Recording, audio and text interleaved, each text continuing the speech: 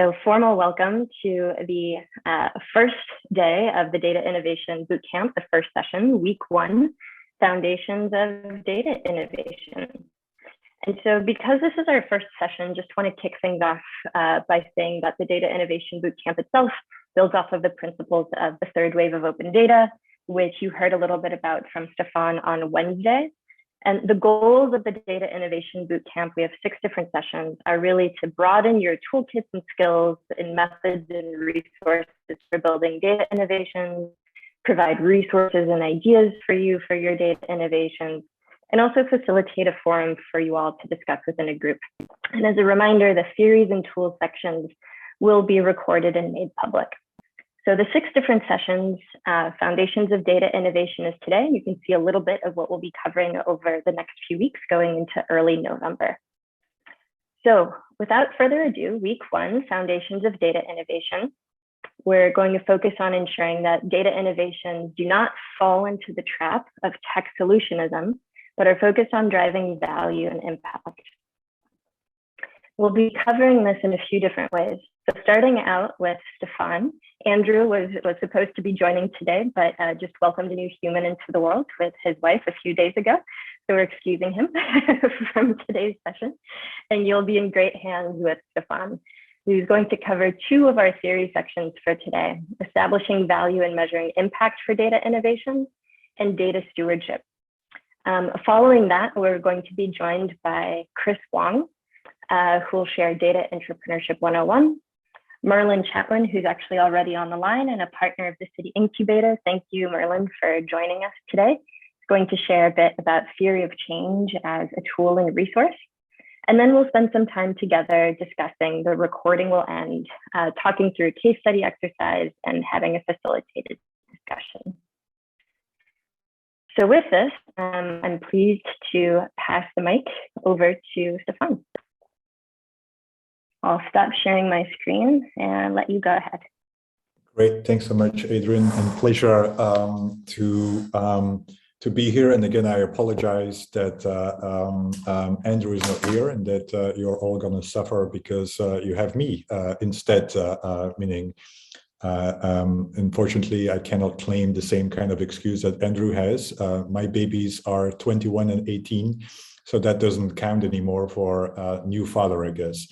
So anyway, delighted to kick this off, and we were planning on structuring these boot camps in a variety of ways, as Adrian has said, starting with some theory. And by theory, we really mean some conceptualization that might help you to think about your project, but also think about some broader issues that might be relevant for the data innovation space that you're working on. And then we will apply this more into, all right, so theories is great. And I think all of you probably after 10 or 20 minutes will be anxious to say, so how do we do this then in practice? And so we have then, of course, the tools and the tests associated with that, because we do want to make sure that all of this obviously is relevant and actionable for your initiatives. And that, but the theory, I think, part of it is to also go back to basics and reflect, because too often we get so stuck in the practice and we don't have time to really step back and think about what is this all about and how do we start thinking about this perhaps from a broader perspective. Anyway, enough as an intro. And so what if I would just be able to all right, look, this is a new computer because my previous computer crashed, and this is the first time I share. Adrian, can you share my slide deck if you have it, or Andrew, because somehow this is not our best Zoom week, I can tell you. I mean, I've had multiple talks that somehow don't work. I don't know why this is not working. Anyway, what I was planning on doing was to really take a step back and really think about, anyway, so how do we actually establish value and measure impact for data innovations? And why do we start with that? Is because, as I said, we are doing all of this not just because it's fun to do or because it keeps us busy, but ultimately we are doing all of this because we want to make an impact. And I think it's really important to take a step back and think about, well, how do we actually make an impact with data? And what is the value proposition that we can establish? And how do I talk about my data innovation with, for instance, leaders within my city that really don't care about data perhaps, but really care about what the insights of data can do for the city residents? And so with that, I've developed a few reflections based upon a lot of the work that we've been doing, and we've been asked on a regular basis to do impact assessments with regard to data. And I can assure you, I'm not going to bore you with all kinds of evaluation theories and impact assessments. At a certain point in time in my far distant life here, I was head of research of a foundation. And so, of course, as you can imagine, impact assessment was one of the areas that, unfortunately, I had to cover a lot. And there is no shortage of theories and no shortage of ways to determine indicators, which are all very important. But again, sometimes we don't see the trees in the forest, and I can't even figure out how that metaphor might work in this context. Anyway, next slide. Ultimately, I think if we are starting to think about what is the value proposition and how do we measure impact or how do we determine impact, I think as it relates to data, it's also always very important to actually think that data and the value of data is generated as a result of, at a minimum, a two-step process. Most of the time, it's a more than a two-step process, but data in itself obviously has no value at all, right? It's just a set of records, quite often, ideally in a digital form, ideally accurate, but to a large extent, obviously, data has no value at all. And the value is created because we generate insight from the data. At least that's the hope that data can provide. But then insight, of course, also doesn't have any value unless you are an academic and are one of my colleagues at NYU that think insight, anyway, that's where it stops. Well, obviously, within a context of a city, that's not how one should think about it, but it's really about how does insight then subsequently informs decision. And I think it's important when we start talking about data innovation to really try to document and explain what's the insight you seek to generate, for what problem, for what decision that you seek to inform. And then obviously there's a whole range of issues that comes into play, such as, anyway, who needs to make the decision? So who do you need to inform with what insight? But then also, anyway, what questions do we seek to answer that generates the insight as such? And then going back to the data, do we actually have the data to provide the insight that can inform the decision, right? And that's ultimately what the data innovation is. And I think it might be useful if you are, anyway, in an elevator where you have to do the elevator speech. It might be useful to reflect on this two-step process next time when they ask you, what is it that you try to do with regard to data? And it's really about, we want to inform X in order to, anyway, establish Y, which is the two-step process that typically is associated with data. But you would be surprised that, anyway, we get quite often in conversations with data innovators that don't really have that kind of value proposition. Now, next slide. If we then take this to the next level, then the question is, of course, all right, so what kind of decisions and what kinds of value propositions do we and can we actually inform with data or with open data? And here, this is just a probably hard to read example, but perhaps, Andrew, if you could put in the URL of odimpact.org in the chat, which is where this graphic comes from, then it's important to start thinking about what are the types of impact that open data or data collaboration can establish, and more importantly, what are the types of problems that we can seek to address. And frankly, some of you might know that Andrew and I have written a few books, and one book was about the impact of open data or the value proposition of open data. And basically in that book, and that's also freely available on the odimpact.org, we basically make the argument that if you are thinking about data and data innovation in the public interest, you may want to think about 4 types of value propositions, 4 ways that data can improve people's lives. First one is, of course, because it can improve governance, and that has two components at the minimum. One can perhaps improve the accountability and transparency of decision-making, right? And of course, as all of you know, that's where quite often open data originates, and which was the value proposition from day one, because it initially originated from freedom of information kind of legislation. Still very important, right? And it might be something, and some of you have heard in the introduction, I can't even remember when it was, Wednesday, I guess, or some of you are already working on that value proposition. And I think it's important to make clear that that is then the impact that you seek to generate, right? As a result of some insight, as a result of some data insights that you want to share.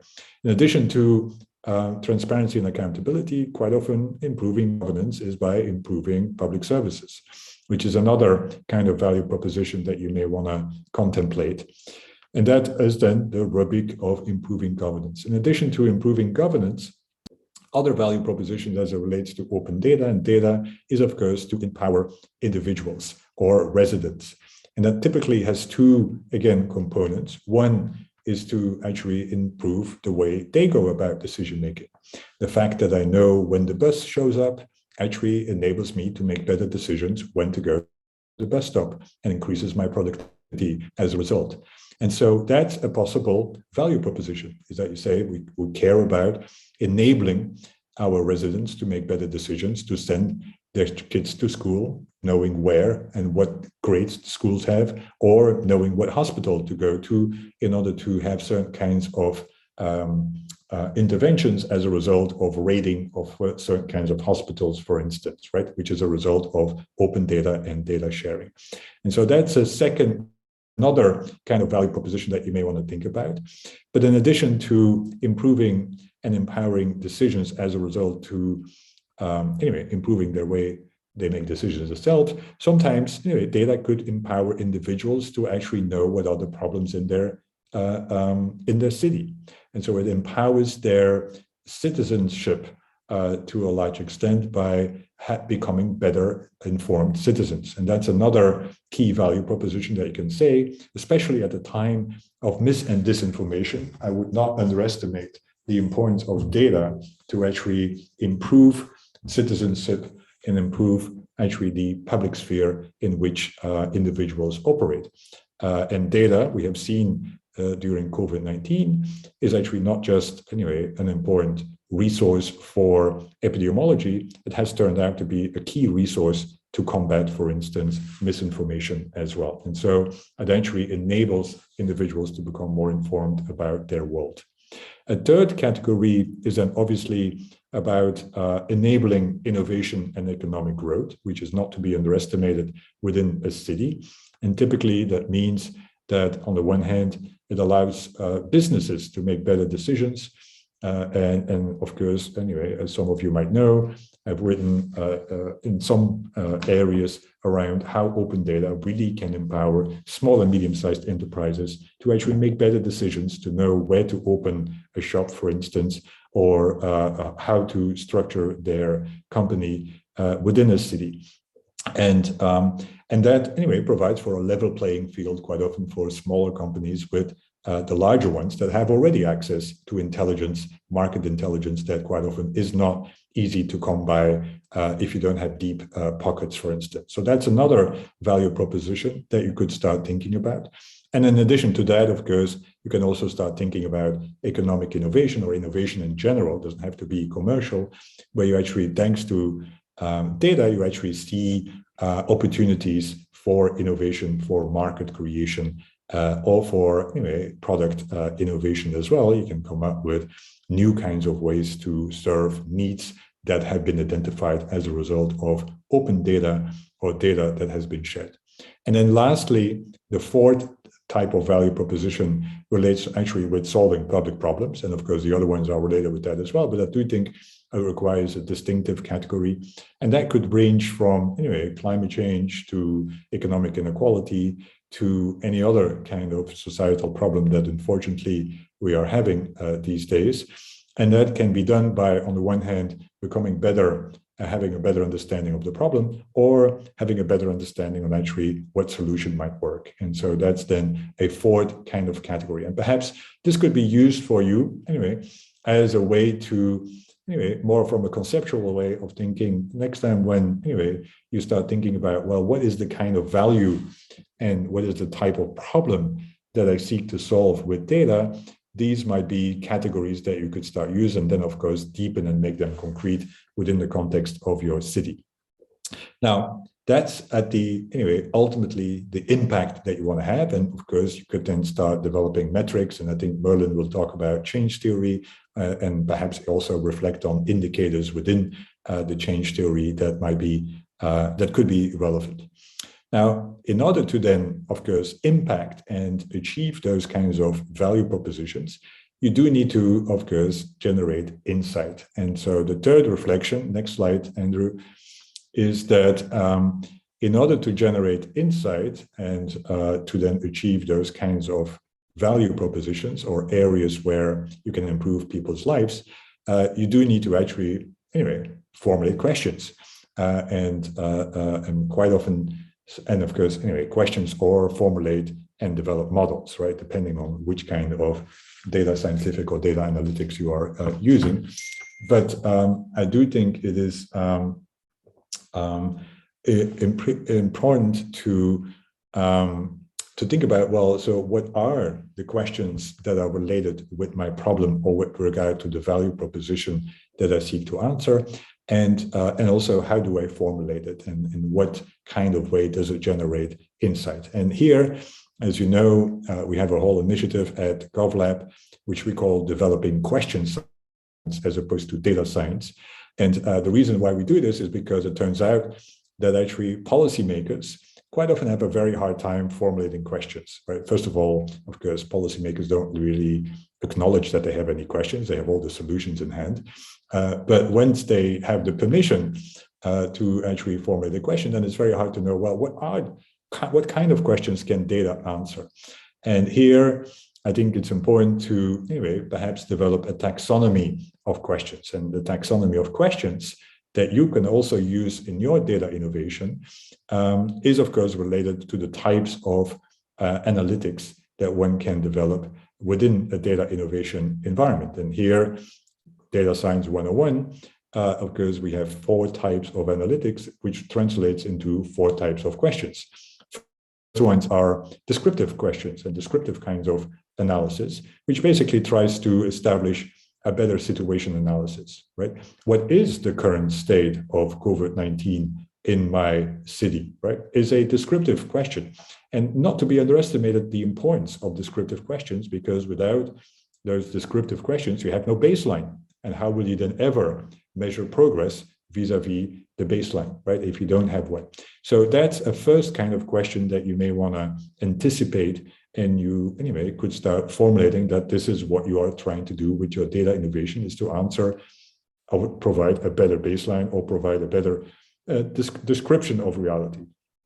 Now, obviously, you do want to sometimes go beyond that, and you don't want to just understand that the rate of COVID-19 is X within a city. You may also want to try to look into, well, why is it in district Y that the rate is higher? So what's the root cause of something? What's the causal effect of a particular kind of phenomenon?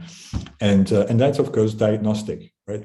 And so here we have the typical why did it happen, right? So what are the causes, what are the effects, but also what are the relationships that we can see? And sometimes those diagnostic questions are hard to answer because, surprise, surprise, you actually do need a minimum quite often of 2 data sets in order to do this kind of diagnostic analysis. But that's also a kind of question that would be important to perhaps reflect on. Is your data innovation trying to identify cause and effect?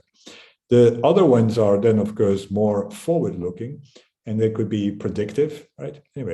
What will happen in the future? What do we expect, for instance, the rate of COVID-19 to go up? Can we model, for instance, a scenario that can anticipate needs in our city? or more prescriptive, which is quite often linked with experimentation also, which is well, let's try out and then see what we should do moving forward as such. Anyway, again, many of you are fully aware of those types of analytics, but I think because this is theory, we thought it would be good to at least take a step back and say, well, in order to go from data to insight, you actually do need to formulate a question, right? Otherwise, what is the insight you seek to generate? And that question needs to be related with the value proposition or the problem definition you seek to inform. And so whether this is about improving governance, or whether this is about solving a problem, or whether this is about empowering individuals, you do need to translate those into questions. And here is a taxonomy of the type of question you can have. And obviously, some of you already know that there is a kind of hierarchy among those questions, is that in order to go from one, you do need to quite often have a baseline for the other one. Next slide. Fourth reflection is, of course, all of this, right, happens not just anyway in a vacuum, and that obviously there is a data lifecycle, and data is a process, not a thing, right? It's that something evolves. And I think in order to go from data to insight and from insight to decisions, of course, anyway, there are steps and decisions that need to be made across the data lifecycle. And if you are starting to think about data innovation, this is ultimately a city incubator kind of process, you could actually innovate across the data lifecycle. And sometimes it's good to know what part of the data lifecycle you seek to innovate, right? Are you seeking to innovate the collection stage through citizen science? Or are you starting to innovate how we process by having some kind of a clean and secure sandbox approach to bringing different data sets together? Or are you trying to innovate how we analyze by, anyway, for instance, advanced machine learning technologies that we are applying to the data, if any, is there, unless, of course, you are relying on modeling?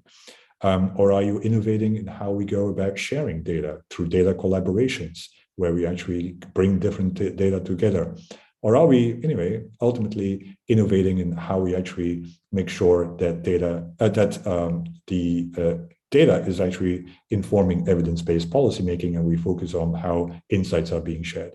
So, and that could also be measured, right? Because this is about the value proposition, and you can then also start thinking about, well, if I, anyway, tweak X in the data value chain, how does it then improve the other parts of the value chain? Or how does I actually improve my insight? Or how does it improve the decisions as such? And that's another kind of metric you can start using in order to understand the impact that we have. And then last reflection, and again, all of this I realize is very 30,000 foot level, but I think it hopefully, next slide, Andrew, hopefully it allows you to at least start conceptualizing some of the things you are doing, right? And then putting it within a kind of a simplistic, but perhaps useful kind of frame. And then the last reflection, of course, is that this will not happen without actually a team, or like, anyway, the ones that are here on this call, data entrepreneurs or data stewards as such. And so from our point of view, because you really need to think about what is the question, what is the data that we need to answer the question, what is the kind of impact we seek to inform, who needs to make the decisions based upon the insight. That requires, anyway, what we call data stewardship, which is a broader perspective to enabling the use of data for public interest. And that's also what I would focus on, if I still have some time, Adrian, in the next few slides as well, because I think data stewardship, and Nicholas already knows because he was part of our data stewardship cohort, data stewardship becomes more and more important from my point of view, because the variability on how you develop a data intervention to create value and generate insight, the variability has become far more complex because there are far more options available to you. And so you do need to be able to actually have a certain level of sophistication on how you steward data and insights in order to generate the impact. And that's what we mean by data stewardship. Next slide. Very briefly, what we mean by, next slide. What we mean by data stewardship, next slide, is really, anyway, a set of functions that we feel are essential to actually steer the use of data in the public interest. Next slide. And I will quickly go through those functions, and again, not into detail because this is meant to be, anyway, setting the stage, and then we will come back on some of those in future iterations and context as well. But basically, anyway, data stewardship is part of what I call a shift in data responsibility. Typically, data responsibility, and you might already remember that, anyway, when we talk about the third wave of open data, we have argued that data responsibility should be at the core of the next wave of open data. But by data responsibility, we basically argue that it has to have a broader connotation than what typically the connotation and the meaning is. And typically, it's really about protecting, right? Preventing harm, preventing misuse. But from our point of view, there's also a responsibility to prevent misuses of data, not just misuse. And that's where there is a responsibility to collaborate or a responsibility to share, right? And that's also data responsibility.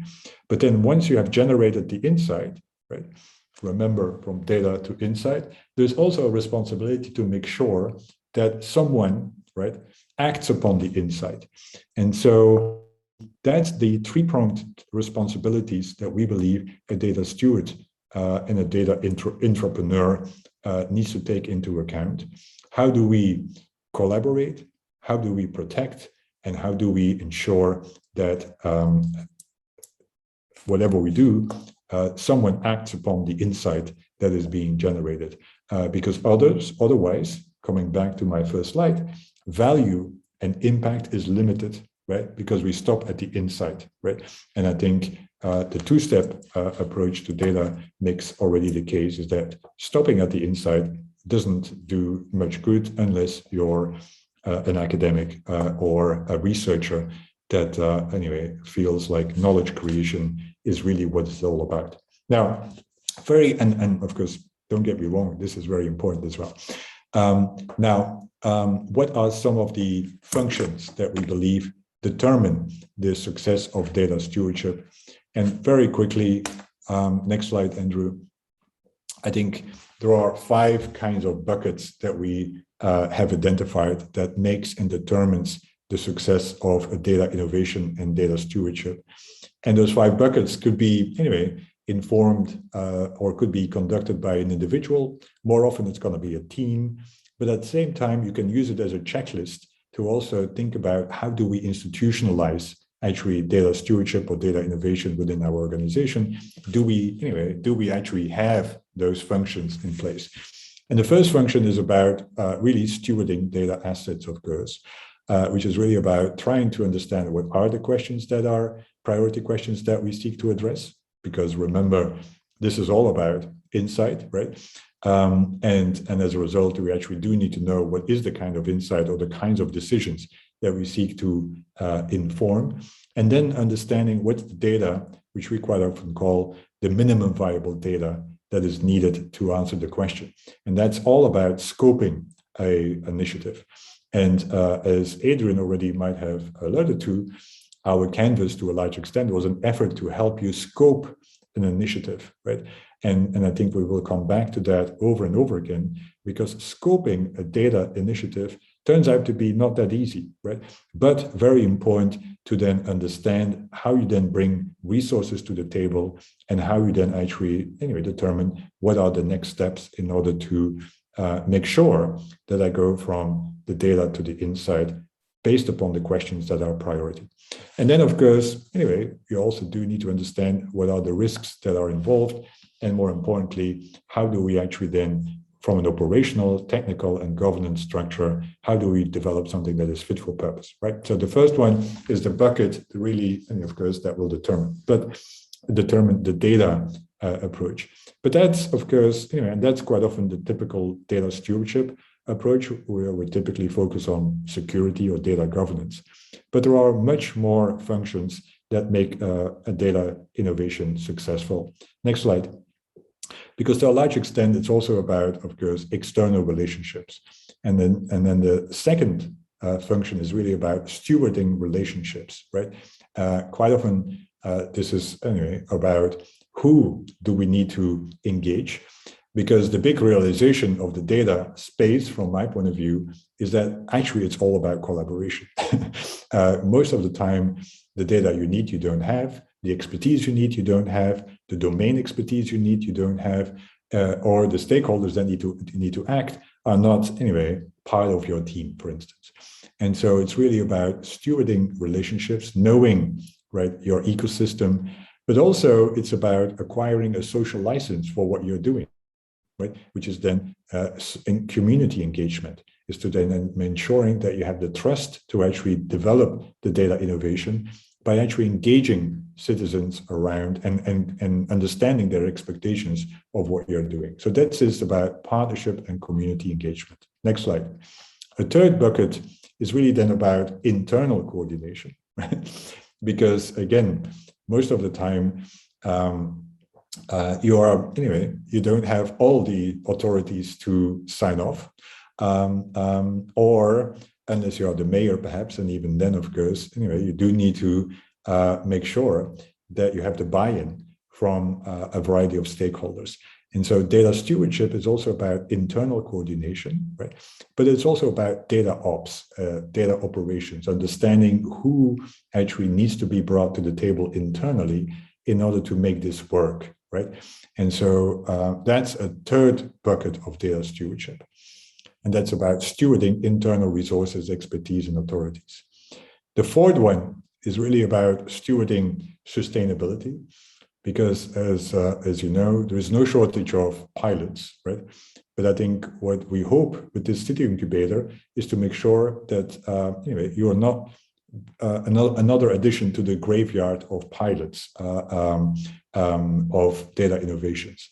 And so it's really also thinking about how this may, by data innovation, become sustainable and systematic over time, which means you need to institutionalize it in one way or another, right? And thinking about how does it fit within existing business processes, how does it fit within existing decision processes, but you also have to develop the business case, right?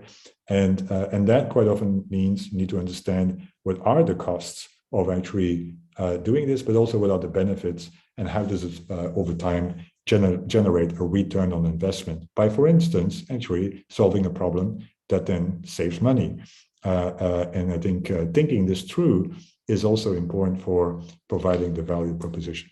And then lastly, it's also about dissemination, right? Because remember, there's a responsibility to ensure that others are acting upon the insights. And so data stewardship is also ultimately the one, or the team, that is about raising awareness, and it's about stewarding insights to make sure that those that need to make the decision actually are aware of the insights that are being generated and are subsequently acting upon this.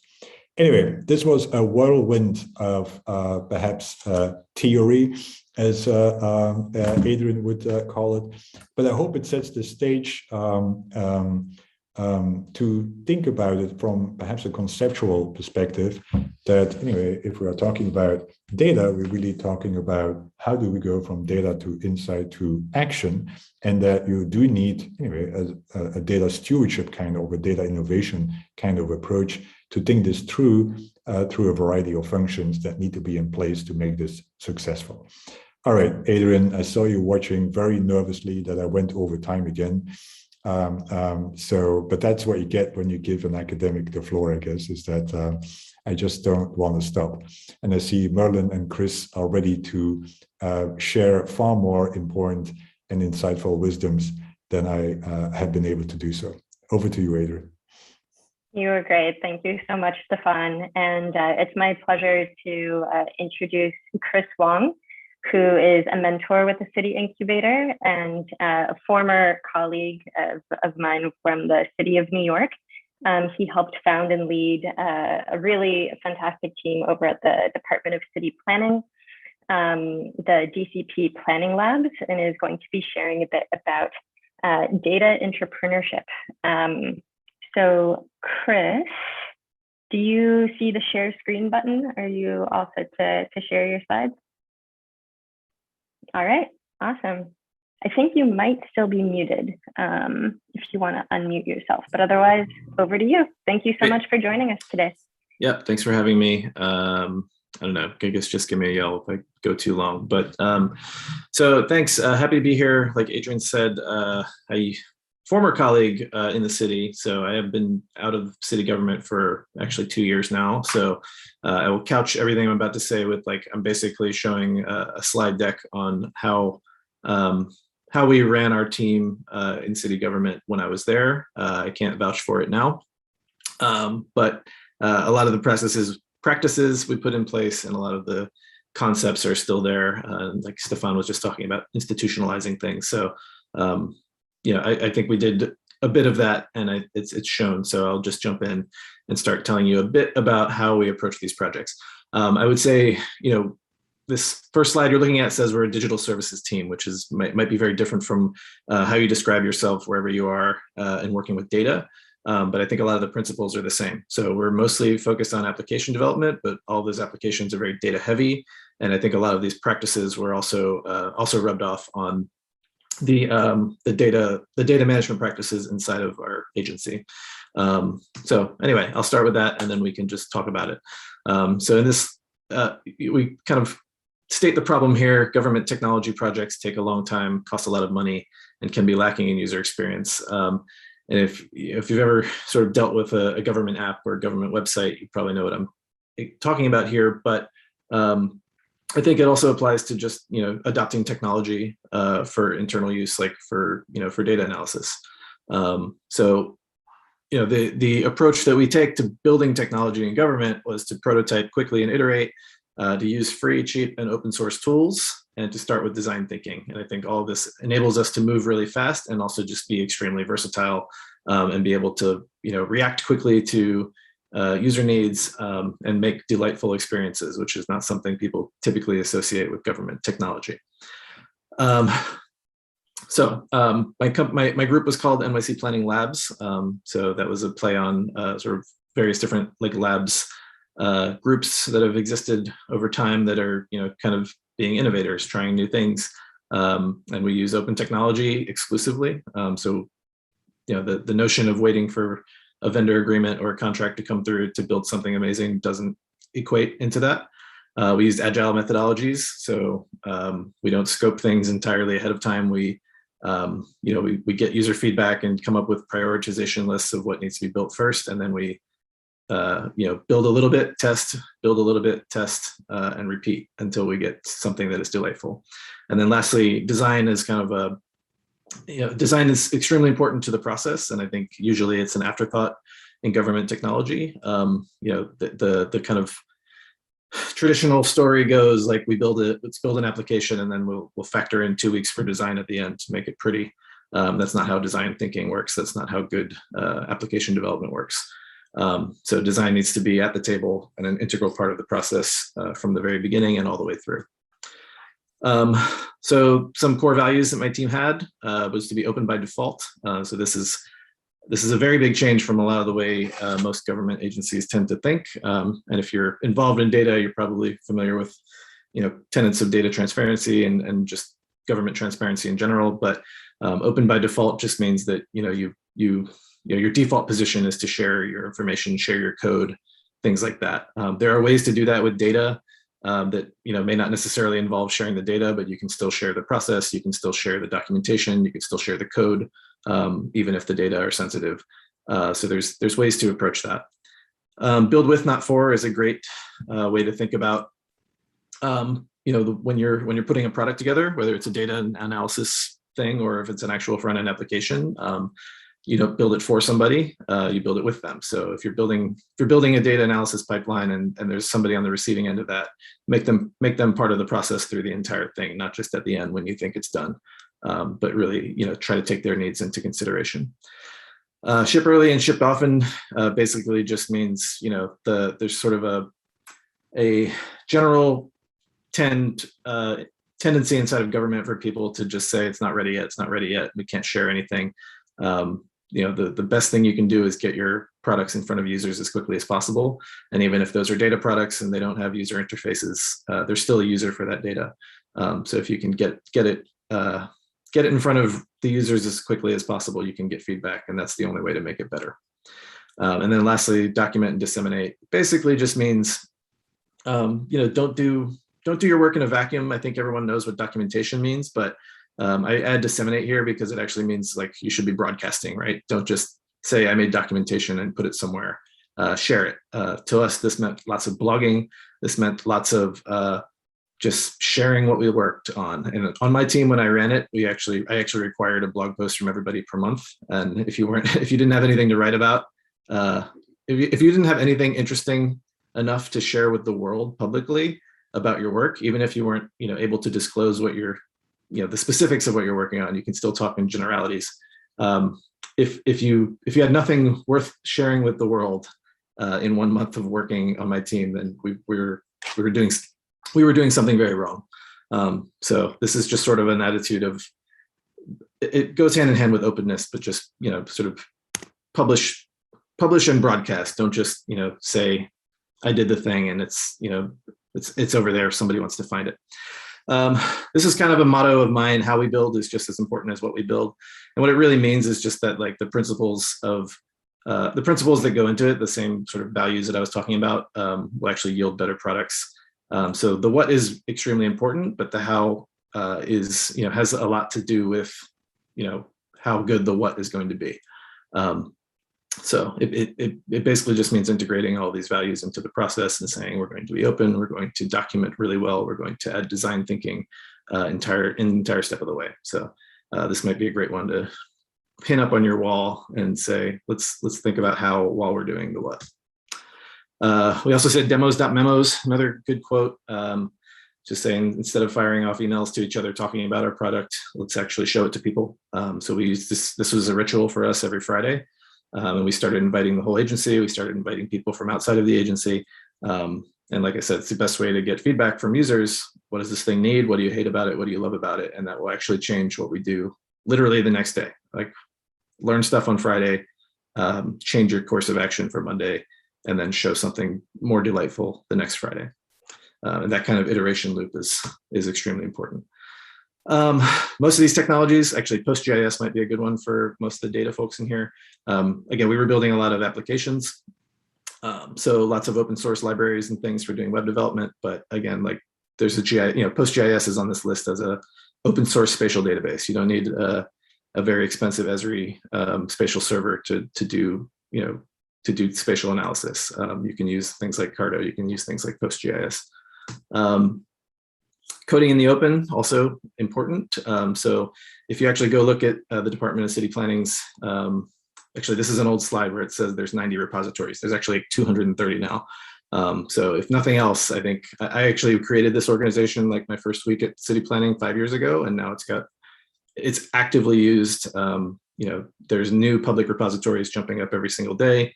And it's a place where people can now easily share links to their work, easily share code, and it's really become an integral part of how the organization operates.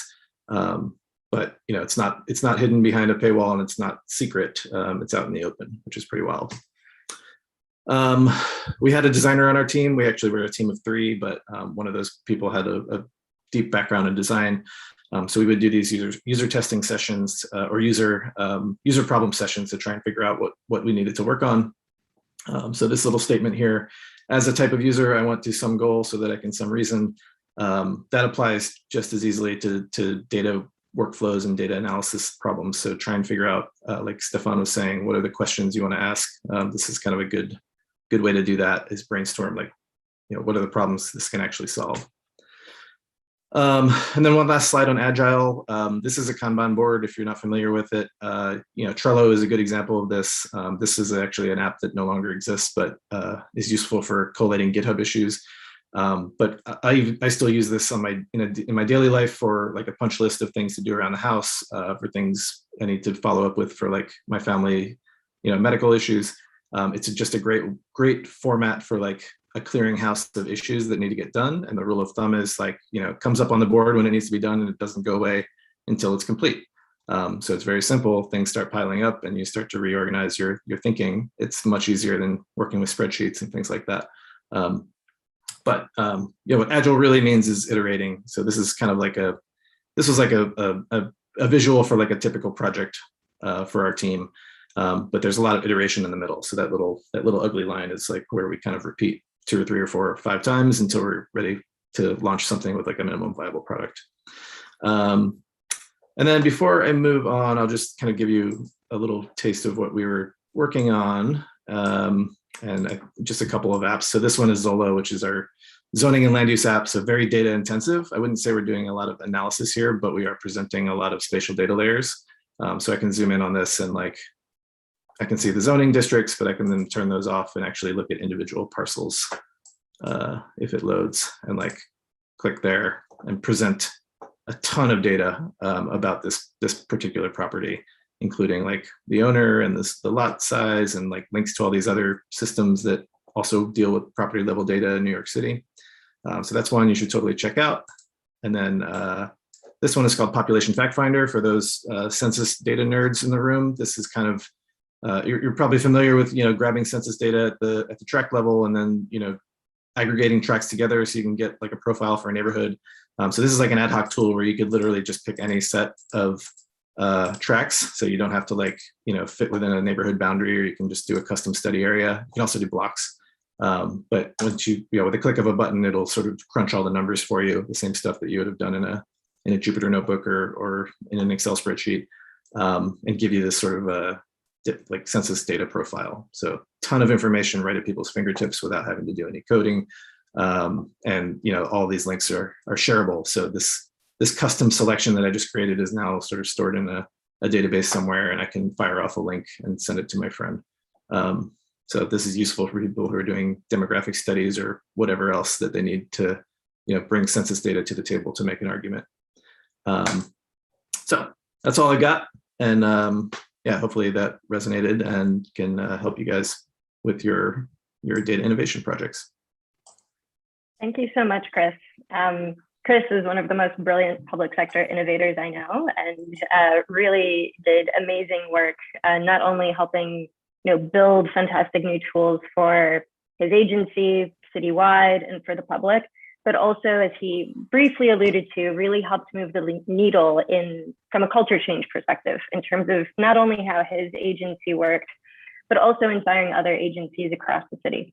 So really want to thank you for your time today, Chris. Thank you for sharing what you built and what you've done, and your legacy really with the city of New York, with this team of cohort participants. Thanks. All right, good luck. I'll see you all at the next thing. Thanks, Chris. All right, bye. Bye. All right, and it's now my pleasure to introduce Merlin Chatwin, the Executive Director of Open North, a partner of the City Incubator program, who's graciously agreed to share for our tools section. So kind of going a bit more into the tactics of how we can take some of these theories and apply them. And so Merlin, I'll hand it over to you. Let me know if you have any issues with the sharing screen button, but hopefully you should have it visible and available. I see it.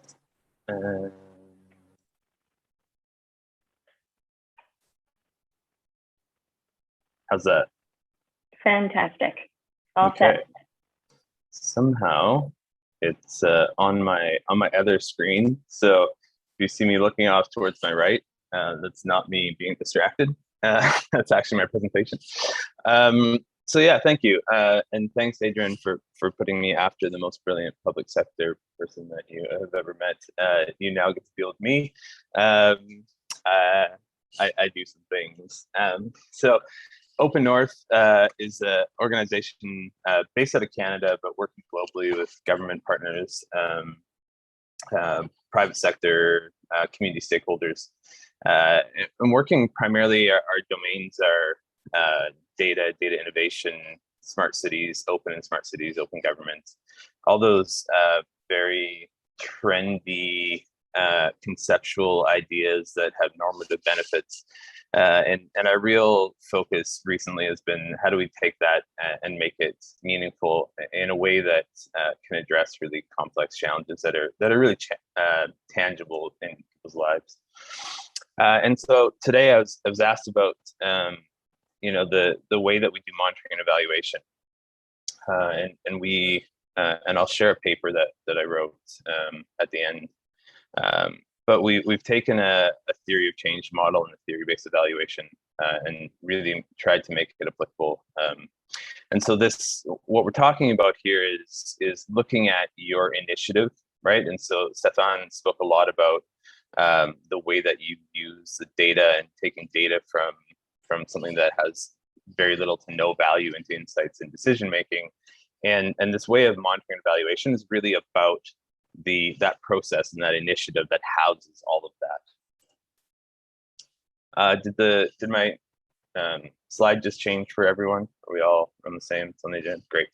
Okay, so just as far as an agenda today, grounding principles, building a monitoring and evaluation plan, developing a theory of change, planning data collection, some final thoughts, all within, I believe it's supposed to be 15 minutes, but I'm going to use Stefan's excuse of being an academic. I may go over, but I'll do my best.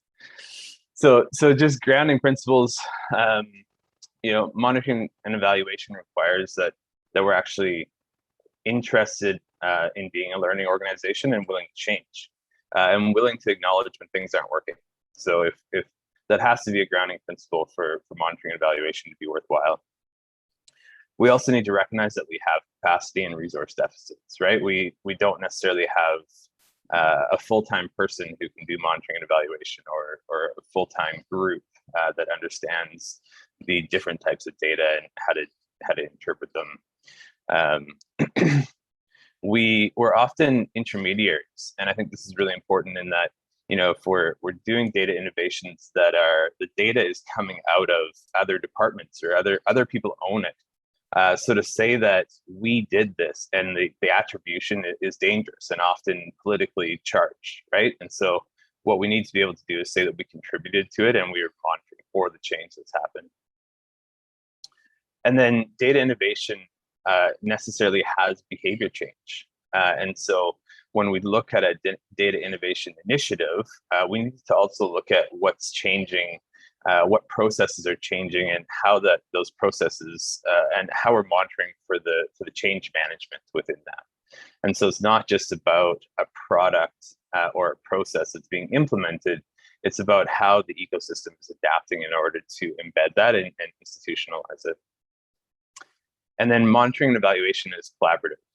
And referencing what Chris said, always this is building with and not for. So we're not monitoring or evaluating other people or just ourselves in isolation. We need to be doing it as a collaborative process. And then the next thing that I would highlight is that periodic data collection on an initiative is not monitoring and evaluation. It's not a monitoring and evaluation plan. That is a component that needs to be housed within a larger plan. And so what we use is an adaptation of a process, a theory-based evaluation called contribution analysis. 6 steps: identify the problems in the context in which it occurs, developing a theory of change, developing and implementing a data collection plan that is related to that theory of change, the data assembly and analysis, so understanding where you have data, where you're missing data in order to validate or challenge your theory of change, some final data collection to build to fill in those gaps, and then iterating on the theory of change as you're learning, and then publicizing that learning.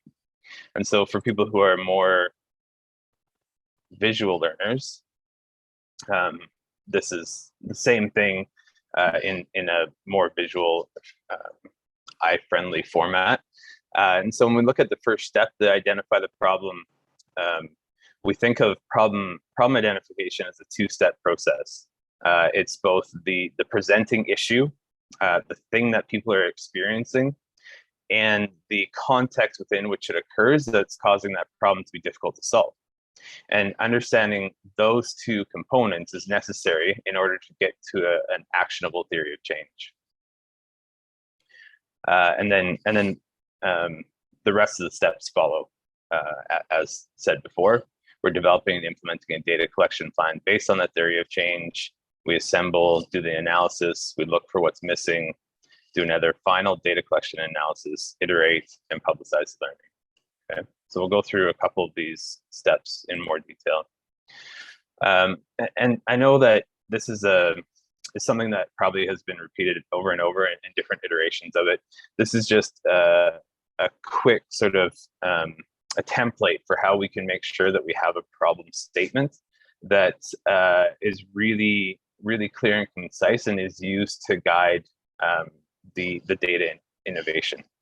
And so we've observed that this whatever product, this service, this organization, this process isn't meeting our needs, which is causing this presenting problem, right? This is what we're observing that we want to change. How might we improve so that our either it's staff, it's internal or it's external facing, can interpret, can make decisions more effectively. So just a quick example from, it's actually from the city of Toronto and a program that we've been involved with for a while. So we've observed that transportation services data management systems, so there's legacy systems, which I'm sure you all are familiar with, that signed on to contracts 20 plus years ago, and they are no longer serving the purposes that are necessary. So they're not meeting the needs of city staff, resulting in an inability to reach stakeholders, share key insights, and significant labor on the part of the city staff. How might we improve so that city staff can access traffic data and proactively make transportation safety recommendations, reduce response time, and increase public trust? So this becomes your North Star. And then once you have the problem statement, you're developing the contextual analysis. And so what's the ecosystem? Who are the players involved? Who are the external influences? Who are the relationships? What are the departments? And all that information is then fed into building your theory of change. And when we talk about a theory of change, and there's lots of different definitions that people use. For us, when we're talking about theory of change, we take what people would typically know as a logic model or as a results chain. That's your colorful in the middle. And then you add the assumptions or the necessary conditions for you to move along the steps of your logic model. So to get from one result to the next, you have to identify the conditions that are necessary and your assumptions about what will take place. And the other thing I think I'll point out is that we use what is called academically as a COM-B. So it's a behavior change model theory of change. Again, because of that guiding principle that any type of innovation in decision making and data usage necessarily requires behavior change. And so we look at within capacity, you can see in the middle, we look at what are the skills, knowledge, what are the capabilities that people need to know. So oftentimes this is where people focus, is on skill development. What's the motivation? Why would people do things in a new way? Why would they suffer through a new system? Why would they suffer through a new platform? And then what are the opportunities? Where's the permission to fail? Where's the permission to try something new? How's that built into a daily work schedule that oftentimes is already too busy? How are those learning opportunities being created? And then the result of that becomes your behavior change and your institutionalization of different behaviors for the staff that you're working with, the ministries that you're supporting, whoever that ends up being.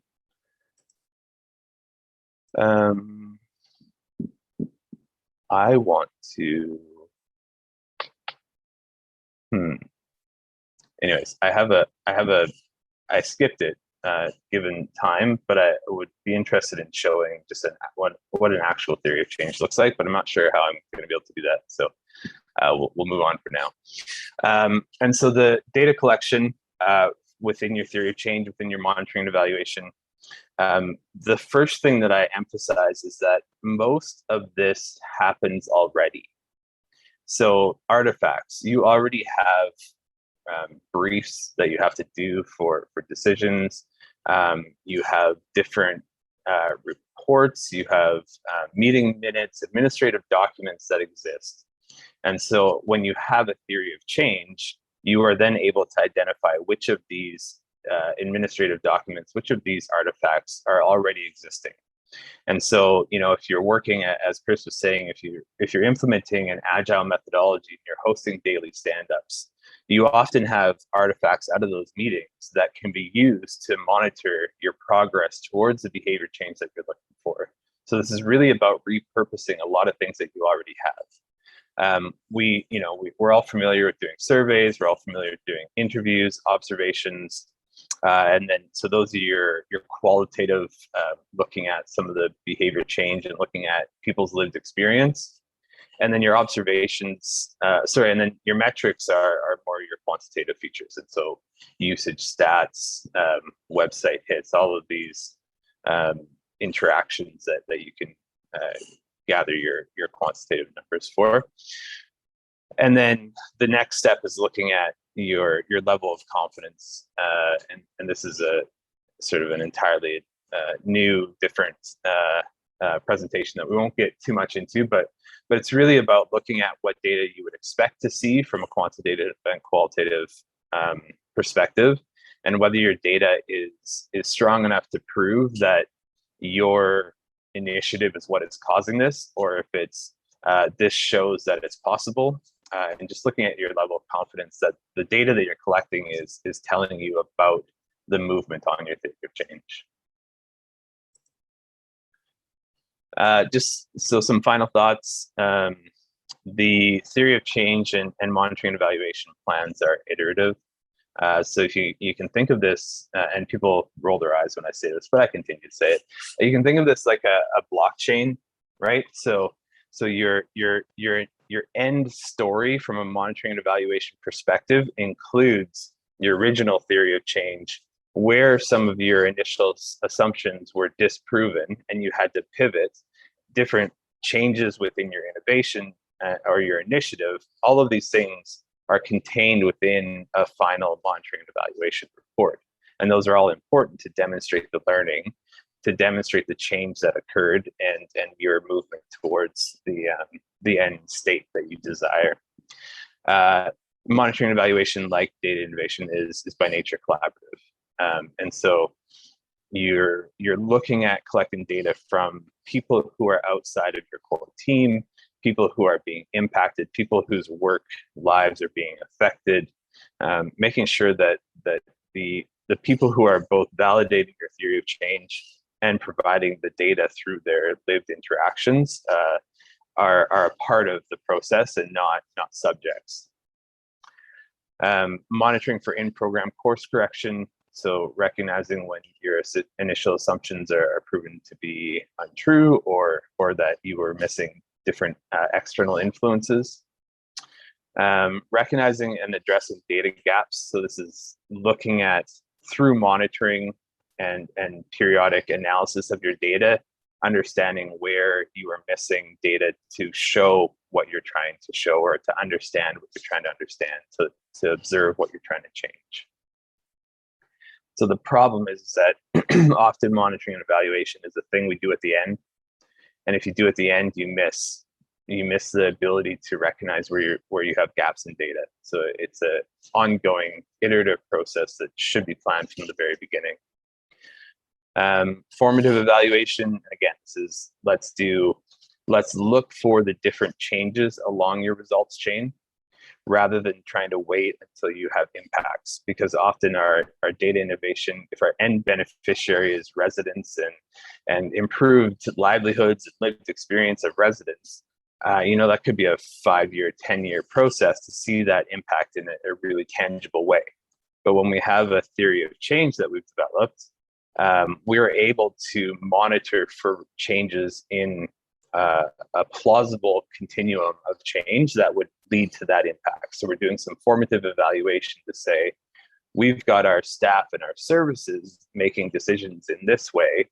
We believe that it leads to this long-term impact, and we've monitored and evaluated to say that, yes, we've gotten to this change. And so now our longitudinal will come to say whether or not that does, in fact, create the change that we're looking for.